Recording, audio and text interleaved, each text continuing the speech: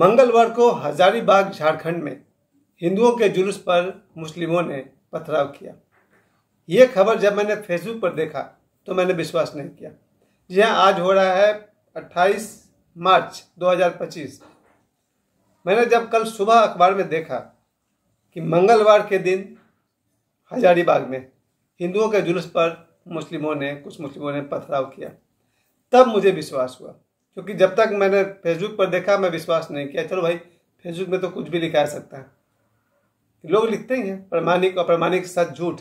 अगर यही बात मुझे अखबार में मिल जाए तो मैं उस पर भरोसा कर सकता हूँ। तो मैंने परसों के अपने वीडियो में कहा भी था कि हम भारत के हैं, भारत हमारा है। उसमें मैंने ये बात कही थी कि अगर ऐसा कुछ हुआ है कि झारखंड में हजारीबाग में मुस्लिमों ने पथराव किया है हिंदुओं के जुलूस पर, मैंने इंतजार किया कि क्या अखबार में एक खबर आता है, और आया। कल जब मैंने अखबार में पढ़ा, कल 27 मार्च सुबह के पेपर में मैंने पढ़ा कि हजारीबाग में हिंदुओं के जुलूस पर मुसलमानों ने पथराव किया और 60 लोगों पर मुकदमा वगैरह वगैरह। प्यारे दोस्तों, सोचने की बात है कि कैसे कोई आदमी ये सोच लेता है कि हिंदुओं का जुलूस जाएगा और उस पर पत्थर फेंकना। कैसे? ये भारत है।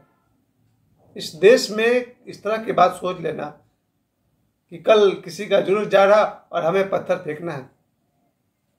पहली बात कि यह काम किसी पढ़े लिखे आदमी का नहीं हो सकता।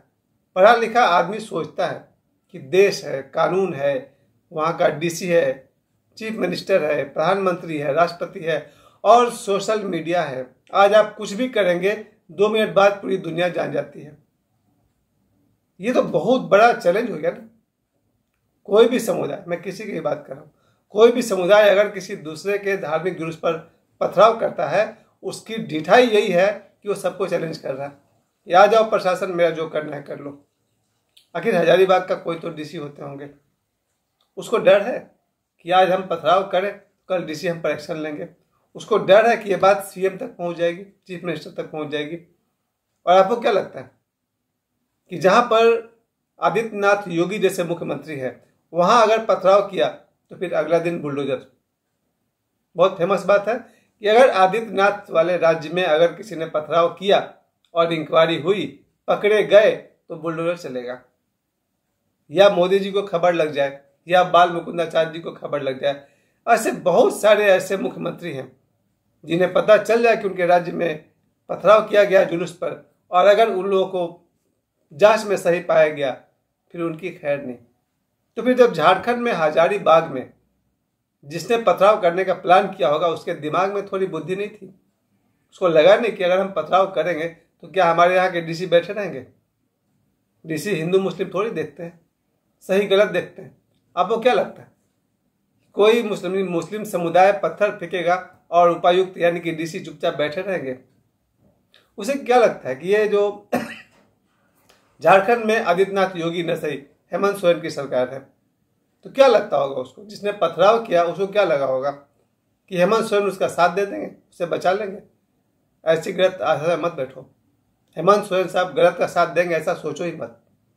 क्योंकि हेमंत सोरेन हमारे मुख्यमंत्री, झारखंड के मुख्यमंत्री, हिंदू और मुस्लिम नहीं, सही और गलत देखते हैं। अगर कोई ये सोचता होगा मुस्लिम समुदाय कि भाई हम झारखंड में कुछ भी कर लेंगे, तो ऐसा सपना मत देखो।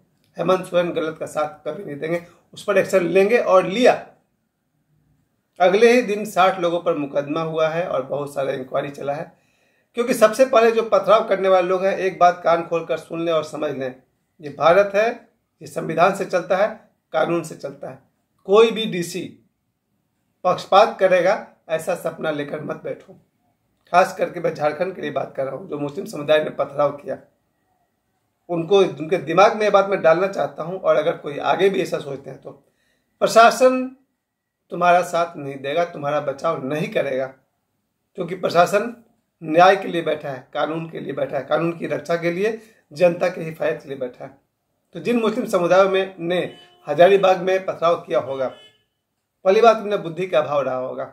उन्हें सोचना चाहिए देश का कानून, डीसी या सीएम गलत का साथ कभी नहीं देंगे।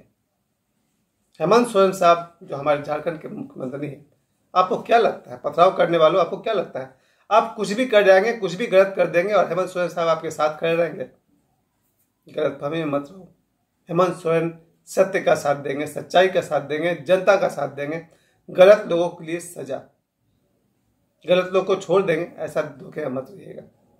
और विशेषकर कोई भी सरकार, मैं अपने झारखंड में रहता हूँ, यहाँ की जानता हूँ। 1990 में मेरी मुलाकात हेमंत सोरेन साहब के पिताजी आदरणीय श्री शिबू सोरेन साहब से हुई थी।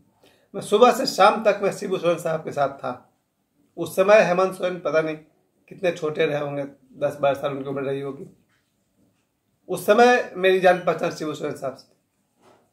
हेमंत सोरेन के सरकार पर मुझे पूरा भरोसा है, वो गलत का साथ नहीं देंगे, न्याय का साथ देंगे। और जो लोग भी पथराव कर रहे हैं, क्या उनकी वजह से बदनामी नहीं होती है? पूरे देश दुनिया में बदनामी होती है कि झारखंड में ऐसा हुआ। और निश्चिंत रहिए, गलत करने वालों का साथ न डीसी देंगे, न सीएम देंगे, न उपायुक्त और न हेमंत सोरेन साहब। गलत वाले को सजा मिलेगी ही मिलेगी। और सजा, जहां पथराव की सजा योगी जी और मोदी जी देंगे, वैसा नहीं हेमंत सोरेन भी देंगे। क्योंकि कोई भी मुख्यमंत्री अपनी जनता के साथ गलत होता हुआ नहीं देख सकता। और इसका साइकोलॉजिकल बात ये तो पकड़िए आप कि अभी रामनवमी आ रहा, कल से नवरात्रि शुरू हो रहा है।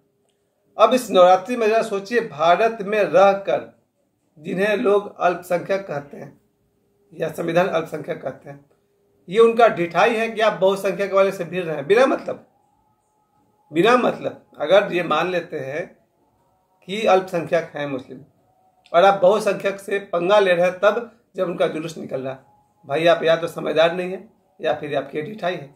बहुत ढीठ है भाई।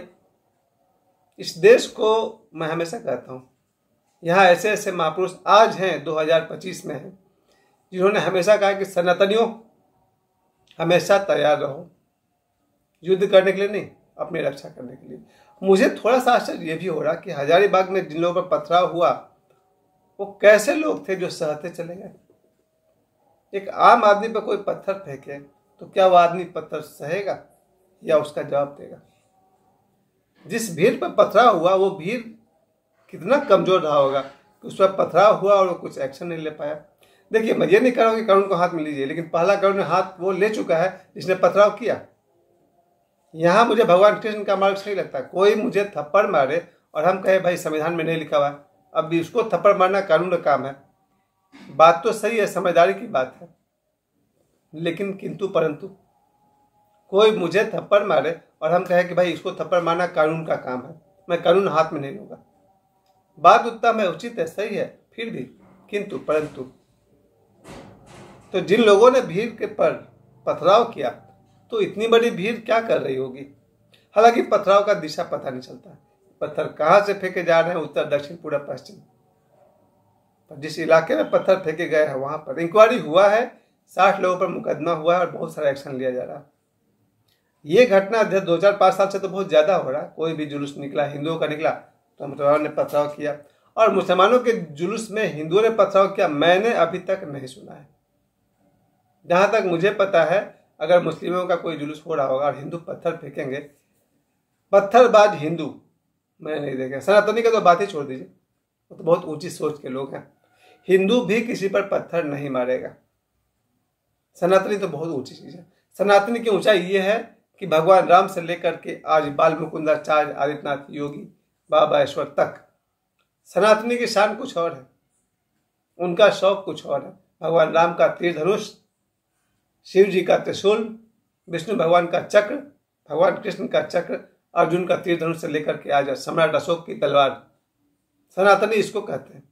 भैया उनके हाथ में तलवार चलता है, पत्थर नहीं।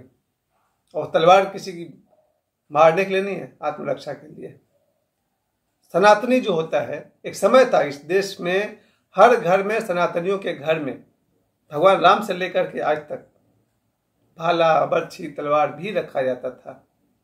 किसी को मारने के लिए नहीं, आत्मरक्षा के लिए। क्योंकि कुछ न कुछ पगलेट ऐसे होंगे जो पत्थर फेंकेंगे। जुलूस पर कोई पत्थर फेंक रहा है। अभी देखिए संभल वाला घटना याद करिए।